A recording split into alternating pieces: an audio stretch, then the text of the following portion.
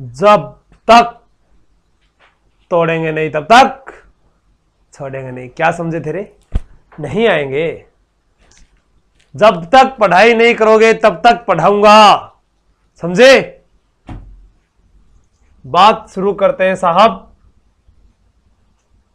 खून खोलना चाहिए, इस मिट्टी का जर्रा जर्रा जय हिंद बोलना चाहिए। राणा उदा, या इसे बोलते थे उदयकरण, 1468 में राणा सांगा की हत्या करता है और 1473 तक गद्दी पर बैठता है। किसकी हत्या करता है? राणा सांगा की? अरे ना, राणा कुंभा की करे। ये तो मैं परख रहा था तुमको, समझे? अपने पिता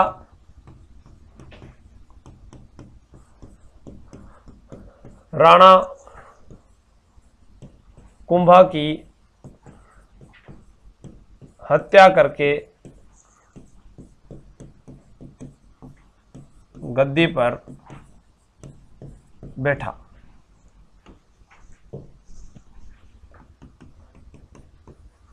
मेवाड़ का पितृहंता शासक, पितृहंता शासक शासक उदा था। अब क्या हुआ कि मेवाड़ी सरदारों ने इसका विरोध किया। मेवाड़ी सरदारों ने करना ही था। मेवाड़ी सरदारों ने इसका विरोध किया। अब मेवाड़ी सरदारों ने विरोध किया तो उदा क्या करता है? मेवाड़ी सरदार जब विरोध करते हैं तो उदा कुंभलगढ़ की ओर भागता है। लेकिन उससे पहले जो राणा रायमल कुंभा का ही बेटा है, ठीक है, उसको बुलाया जाता है गद्दी पर बिठाने के लिए। वह अपने ससुराल इडर था, तो कहां से बुलाया गया? इडर से राणा रायमल को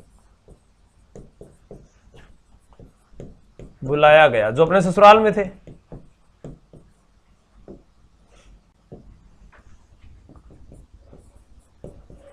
जावर के निकट उदा व रायमल के मध्य युद्ध हुआ और इस युद्ध में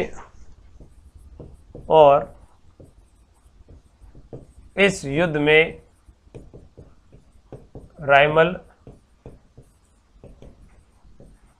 विजयी हुआ।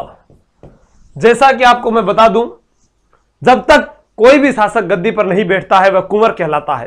लेकिन मैंने यहां राणा रायमल बोला है तो आपको सिर्फ पढ़ना है, वकील नहीं बनना है। कई बार कई वह मन में एलएलबी कर रहे हैं, नो। राणा उदा उदयकरण कौन बनेगा करोड़पति में अमिताभ बच्चन के द्वारा पूछा गया सवाल था ये। जब उन्होंने पूछा कि मेवाड़ महाराणा उदय सिंह के अलावा भी कोई दूसरा शासक था क्या, तो वो यही शासक था जिसे उदयकरण भी कहते थे। ठीक है, मेवाड़ महाराणा उदय सिंह जिन्होंने उदयपुर बसाया था 1559 में, महाराणा प्रताप के पिता। बहुत आगे आएंगे रे, बहुत आगे। ठीक है, अब यहां से राणा उदा है, यह कुंभलगढ़ की ओर भागेगा और कुंभलगढ़ से भागने के बाद मारवाड़ की सीमा में प्रवेश करता, राव बीका से सहायता मांगता है। लेकिन राव बीका भी यह जानता है कि इसकी सहायता करने में कोई फायदा नहीं है, जो अपने पिता का नहीं वो हमारा क्या होगा। तो यह मांडू के सुल्तान गयासुद्दीन के पास चला जाता है और वहीं पर आकाशीय बिजली गिर जाने के कारण इसकी मृत्यु हो जाती है। बाप कणा यही हो एक रहे, जना माता पिता ने दुख देवे, जना बाकस आगे यही हो है।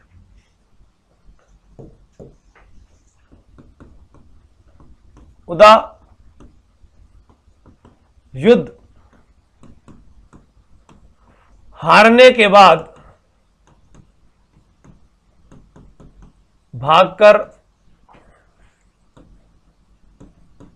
कुंभलगढ़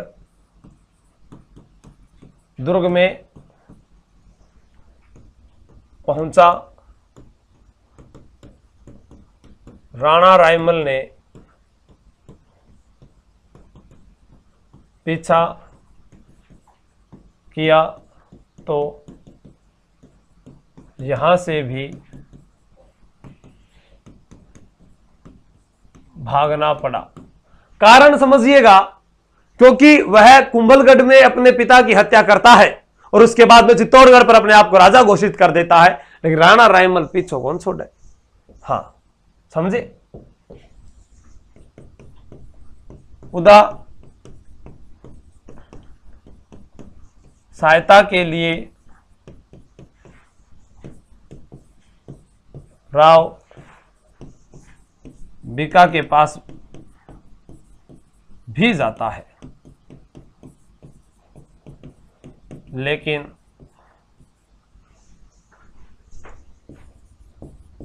बीका ने शरण न देकर आर्थिक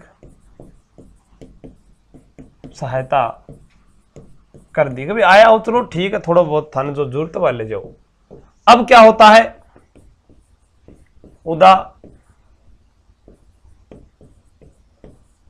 मांडू के सुल्तान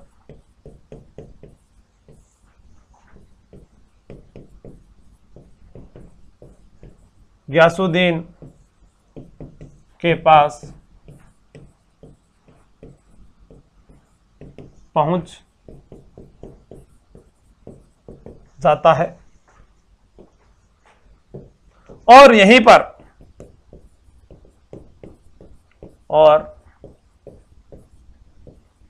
पर आकाशीय बिजली गिर जाने के कारण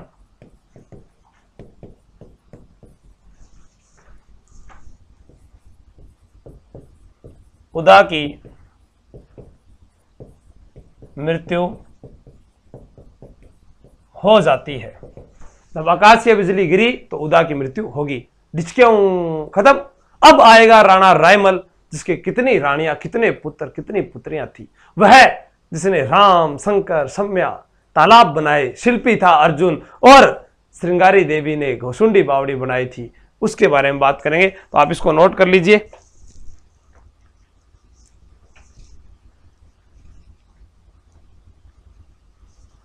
चलो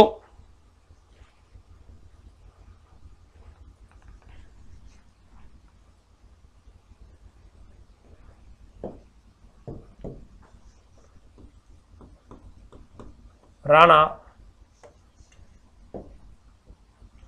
रायमल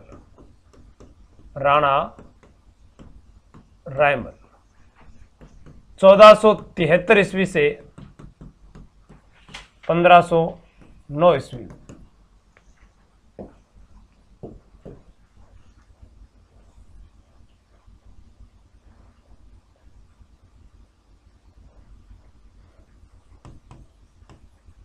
रायमल के 11 रानियां व 3 पुत्र तथा 2 पुत्रियां थी।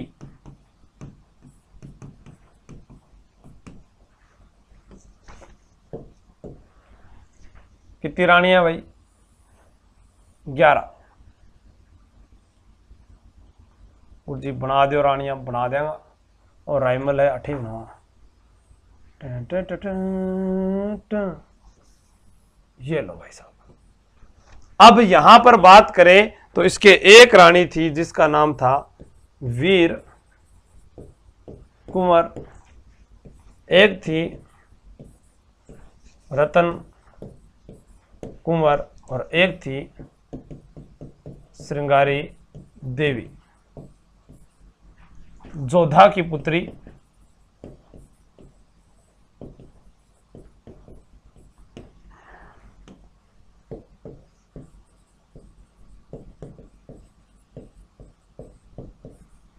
घोसुंडी बावड़ी का निर्माण करवाया था जिसने।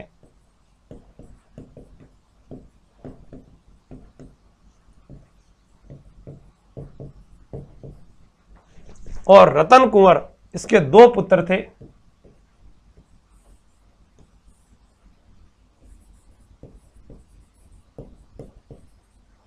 पृथ्वीराज सिसोदिया और अपने नाम से लिख देते हैं राणा सांगा। संग्राम सिंह था, संग्राम सिंह प्रथम राणा सांगा के नाम से विख्यात, और वीर कुंवर के जो पुत्र था उसका नाम था जयमल। सबसे बड़ी समस्या यह होती है साथियों कि उत्तराधिकार का संघर्ष होता है। बस आई माड़ी बात है, घर के वास्ते लड़नो, गद्दी के वास्ते लड़नो। राणा रायमल ध्यान कौन दियो, मजा करो आपके। तो आगे राणा रायमल के बारे में पढ़ेंगे कि इसके दरबार में एक शिल्पी हुआ करता था अर्जुन सुथार, बहुत बढ़िया, 3 तालाब बनवाता है, एकलिंगनाथ मंदिर का जीर्णोद्वार करवाता है, वही राणा रायमल है। तो आगे पढ़ते हैं।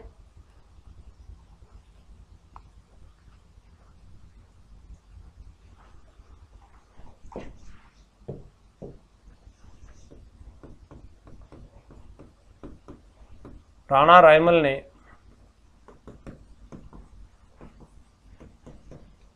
एकलिंगनाथ जी मंदिर का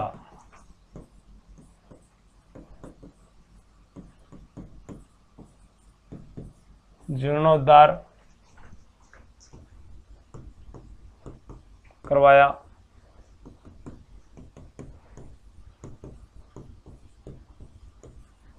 मेवाड़ में खेती को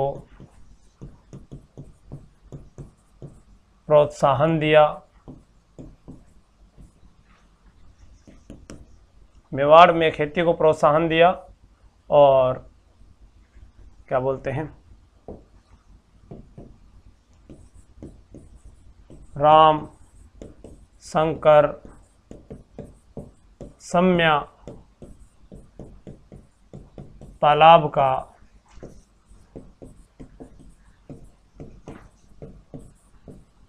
निर्माण करवाया।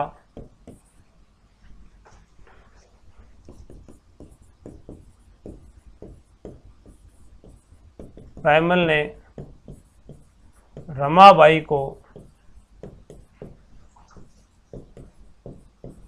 जावर का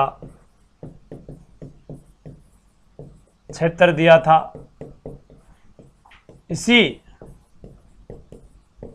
जावर में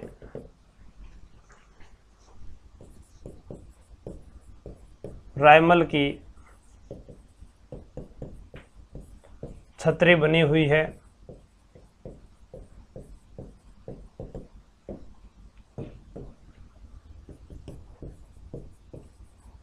दरबार में प्रसिद्ध शिल्पी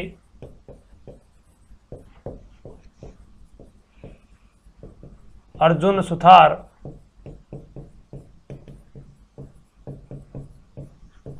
निवास करता था। यानी आपसे पूछे राम, शंकर, सम्या जो तालाब है इनका निर्माण किसने किया था, तो ये अर्जुन सुथार ही है, उसी की देखरेख में ये निर्माण हुआ था। चाहे वह फिर ये एकलिंगनाथ जी का मंदिर है, इन सब में जो मुख्य भूमिका वो अर्जुन सुथार की ही रही थी। अब अपने को तो यहाँ वो पढ़ना है जब क्या है कि जयमल, पृथ्वीराज सिसोदिया इन्होंने क्या है कि एक ज्योतिषी को हाथ दिखाया। आगे बताऊंगा कहानी, पहले आप इसको नोट करो ताकि आगे वाली बात आपको अच्छे से समझ में आ सके।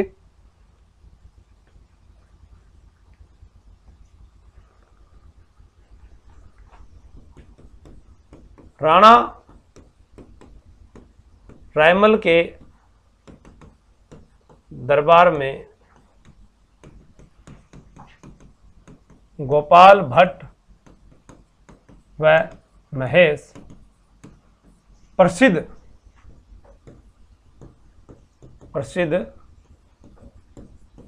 दरबारी कवि थे। अब राणा रायमल की तो मृत्यु हो गई, राणा रायमल की मृत्यु हो गई तो जो रायमल के जो पुत्र हैं, दोबारा लिख देता हूं मैं इधर, पृथ्वीराज सिसोदिया, जयमल और राणा सांगा। अब बचपन में क्या होता है, इन्होंने आपस में एक ज्योतिषी को हाथ दिखाया तो ज्योतिष ने राणा सांगा का राजयोग बताया। अब ये आपस में लड़ाई करेंगे और चाचू आओगे सारंग देव। कौन आएगा? सारंग देव, इनका चाचा, कहते चच्चा जान, वो आएंगे।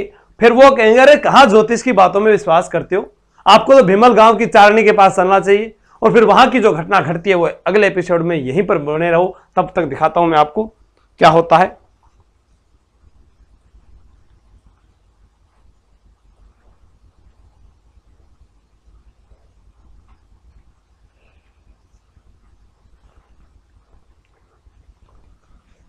अब देखो,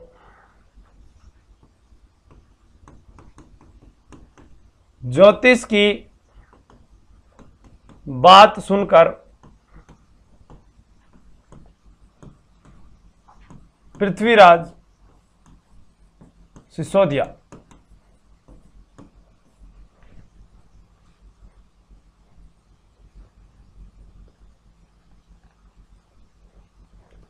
यहां लिख देता हूं ब्रैकेट में, अभी तक नहीं लिखा, इसे ही उड़ना राजकुमार भी बोलते हैं। पृथ्वीराज सिसोदिया ने तलवार की हुल से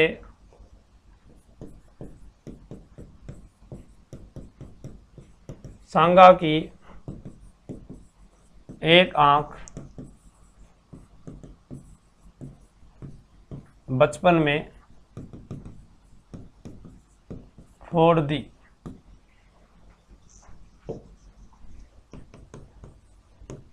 चाचा सारंगदेव ने आकर समझाया और कहा कि भीमल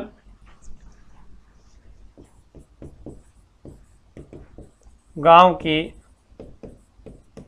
चारण महिला से, भीमल गांव की चारण महिला से जाकर पूछेंगे कहाँ आप ज्योतिष की बातों पर विश्वास करते हो। अब यह भीमल गांव पहुंच गए।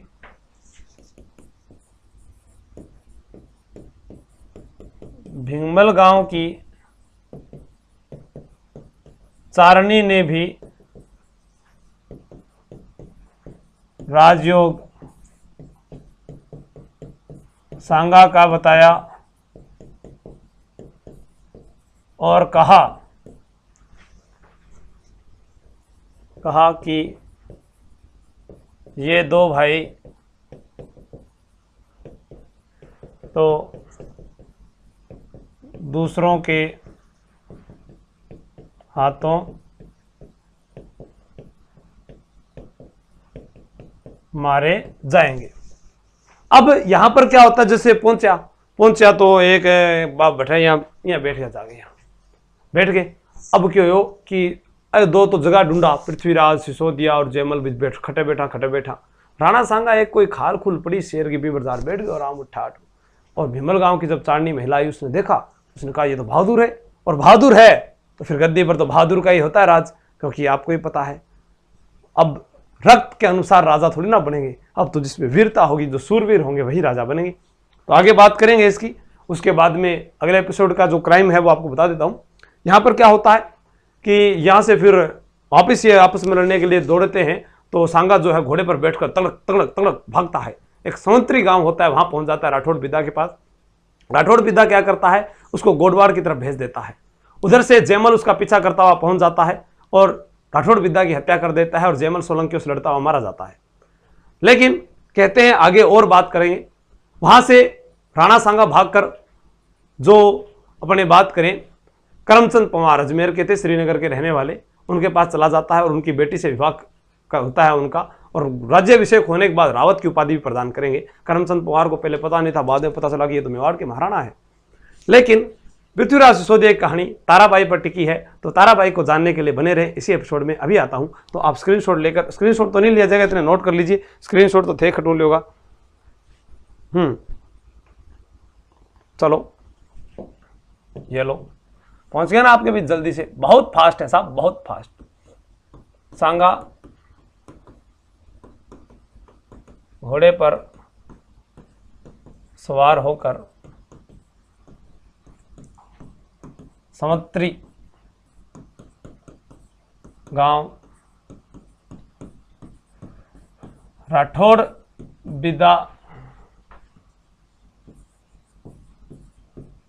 बिदा के पास पहुंचता है और राठौड़ बिदा का पीछा करते हुए जयमल आ जाता है।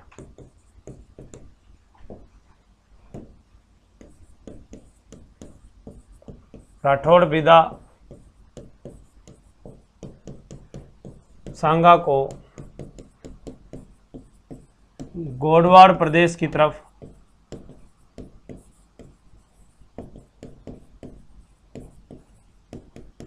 भगा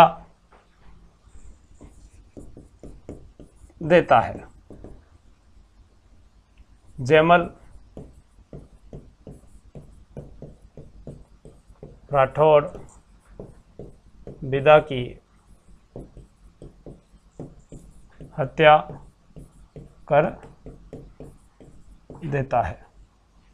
आगे कहते हैं कि जयमल और पृथ्वीराज सिसोदिया ये ताराबाई से प्रेम करते हैं, वो कहानी है।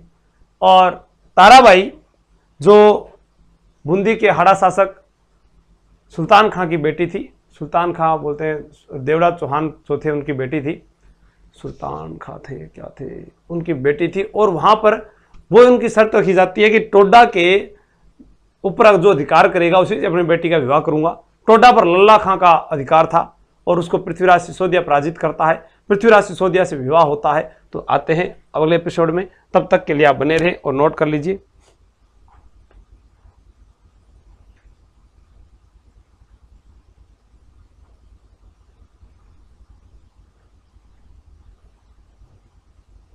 राव सुल्तान ही थे वो टोडा के।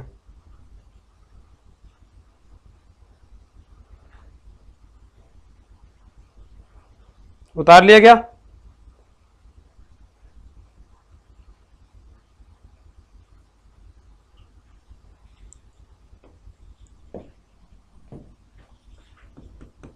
सांगा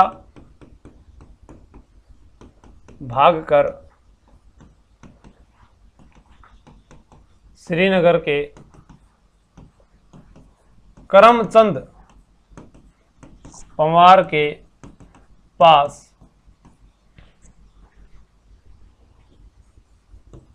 चला आता है। और श्रीनगर भाई साहब अजमेर में है रे, गलत मत करना, ये श्रीनगर कहाँ पर है? अजमेर में है। करमचंद अपनी पुत्री का विवाह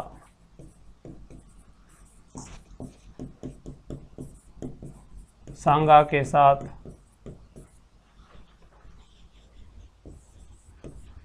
कर देता है।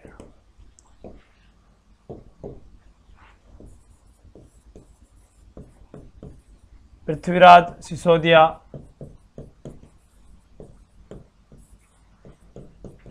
टोडा टोंक के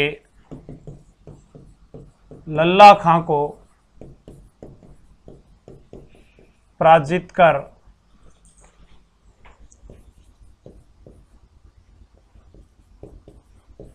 राव सुल्तान की पुत्री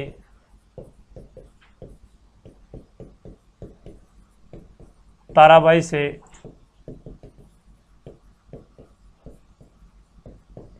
विवाह करता है और आबाई ताराबाई है और अपनी प्रिय पत्नी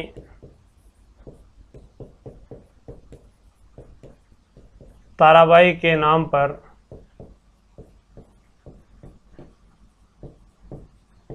अजमेर दुर्ग का नाम तारागढ़ रखा। अब सिरोही से एक व्यंग्य जुड़ेगा, उसके बारे में बात करेंगे, तो आप इसको नोट कर लीजिएगा। फिर आगे बढ़ते हैं। क्योंकि पृथ्वीराज की बहन थी आनंदाबाई का विवाह राव जगमाल से हुआ था और राव जगमाल के साथ जब युद्ध होता है उसके बारे में बात करेंगे।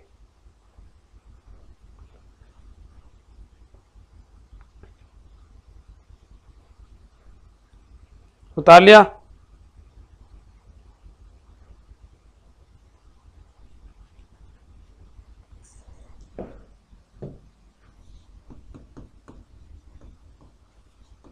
पृथ्वीराज की बहन, ये सिरोही के इतिहास में पूछूंगा आपसे मैं। आनंदाबाई का विवाह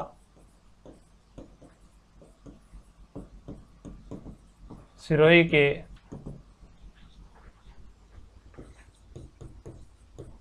जगमाल देवड़ा से हुआ था और जगमाल देवड़ा क्या है, आनंदाबाई को परेशान करता था। तो यहां पर पृथ्वीराज पहुंचा तो जगमाल ने पृथ्वीराज को लड्डू में कहते हैं जहर की गोलियां मिलाकर खिला दी, जिससे मामदेव कुंड के पास ही पृथ्वीराज की मृत्यु कुंभलगढ़ दुर्ग में हुई।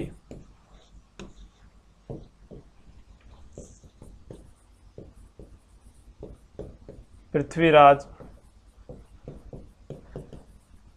सिसोदिया की 12 खंभों की छतरी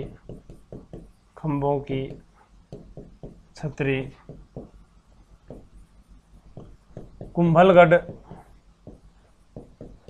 दुर्ग में बनी हुई है और इस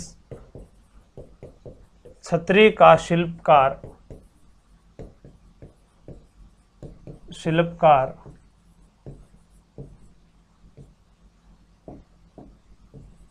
घषण पन्ना था। तो इस छतरी को जो शिल्पकार है वो घषण पन्ना हो, और अपने बात करके गए थे वहां पर, जो यहां लिखा नहीं था, जयमल सोलंकियों से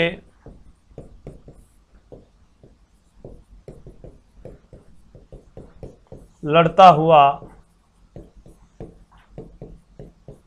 मारा गया। यानी हम इसको नोट लगा के लिख लेना, 3 बेटे जिनके बारे में बात कर रहे थे, एक का नाम जयमल, एक का नाम पृथ्वीराज सिसोदिया और एक का नाम राणा सांगा। पृथ्वीराज सिसोदिया की तो आपको पता ही, जगमाल के द्वारा जहर देने के कारण भी मृत्यु हुई और वह सोलंकियों से लड़ता हुआ मारा गया। अब राणा सांगा बच गया, राणा सांगा जब गद्दी पर बैठ जाएगा। अब बात यहां मुद्दे की आती है कि जो बात करके आए थे पीछे, ये यहां पर करमचंद नहीं, हाँ, ये जो पृथ्वीराज सुधिया टोडा के लल्ला खां को पराजित कर राव सुल्तान की पुत्री, जो राव सुल्तान है, ये देखो ये नाम, इस राव सुल्तान को जो है जागीर दी गई थी रायमल के द्वारा बदनौर की। राव सुल्तान को कहां लिखे, यही लिख देता हूं। इस राव सुल्तान को रायमल ने बदनौर की जागीर दी थी, बदनौर की जागीर दी थी। पृथ्वीराज की दोहरी छतरियां हैं। और एक प्रश्न आता है, बहुत इंपॉर्टेंट प्रश्न है, पृथ्वीराज सिसोदिया की दासी का पुत्र ही बनवीर था, जो मेवाड़ के इतिहास में अलग से पूछेंगे।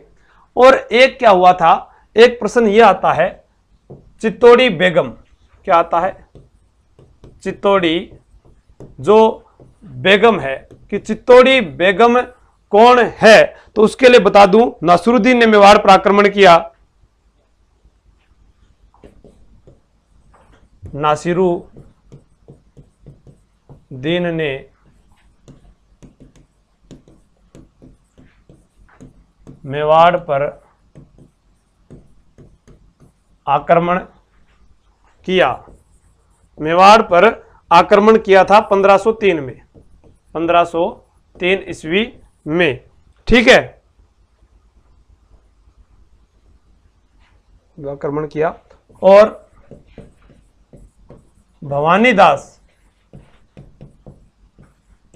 की पुत्री को उठाकर ले गया, यह चित्तौड़ी बेगम के नाम से प्रसिद्ध हुई। एक जिक्र करते हैं बंबोई गांव का, ठीक है,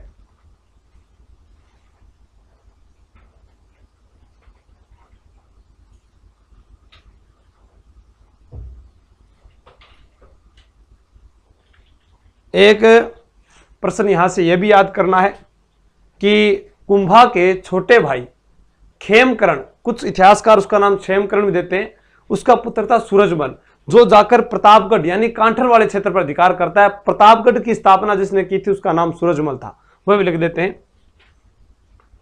उठाकर ले गया, इसको शादी भी कर लेता है इसके साथ, 1503 में आक्रमण करता है नासिरुद्दीन, यहां लिख देता हूं मैं, कुंभा के भाई खेमकरण के पुत्र सूरजमल ने कांठल क्षेत्र पर अधिकार कर प्रतापगढ़ की स्थापना की, प्रतापगढ़ की स्थापना की, प्रतापगढ़ राज्य इसी का है, ठीक है।